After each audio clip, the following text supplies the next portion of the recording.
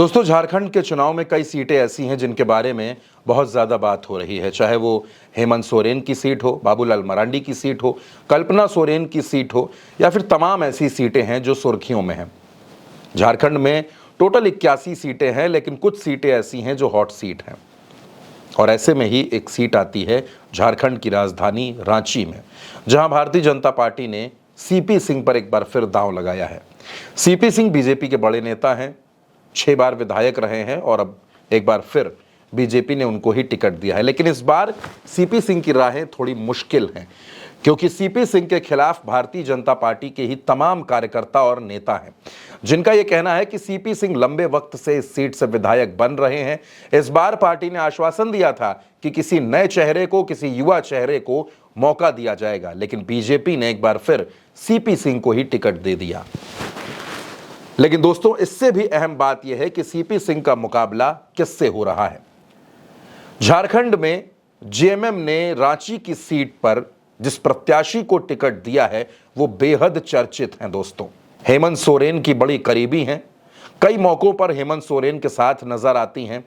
योजनाओं का उद्घाटन हो रहा हो, लोकार्पण हो रहा हो, कोई भी सरकारी कार्यक्रम हो, पार्टी का कोई कार्यक्रम हो, वो हमेशा हेमंत सोरेन के अगल बगल ही नजर आती हैं। उनका नाम डॉक्टर महुआ माझी है।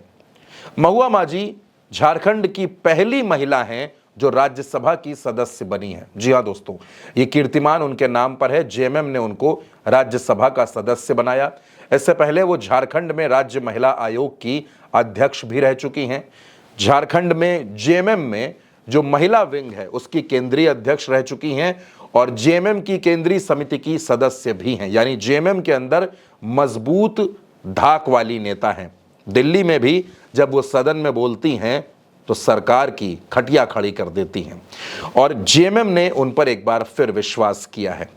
2014 और 2019 इन दोनों विधानसभा चुनाव में महुआ माझी रांची की सीट से चुनाव लड़ी, लेकिन उनको कामयाबी नहीं मिली। हालांकि 2019 के विधानसभा चुनाव में सीपी सिंह को चुनाव जीतने में छींके आ गई। कई राउंड में वो पीछे रहे और महज 5,900 वोटों से वो चुनाव जीत सके थे। यानी महुआ माझी ने एक बड़ी सेंधमारी रांची के गढ़ में कर दी थी, सीपी सिंह के गढ़ में कर दी थी, और इस बार एक बार फिर से हेमंत सोरेन ने महुआ माझी पर यकीन किया है, महुआ माझी को चुनाव लड़ने के लिए मैदान में उतार दिया है। दोस्तों, महुआ माझी ने रांची की सीट से अपना नामांकन भी दाखिल कर दिया है और चुनाव प्रचार शुरू कर दिया है।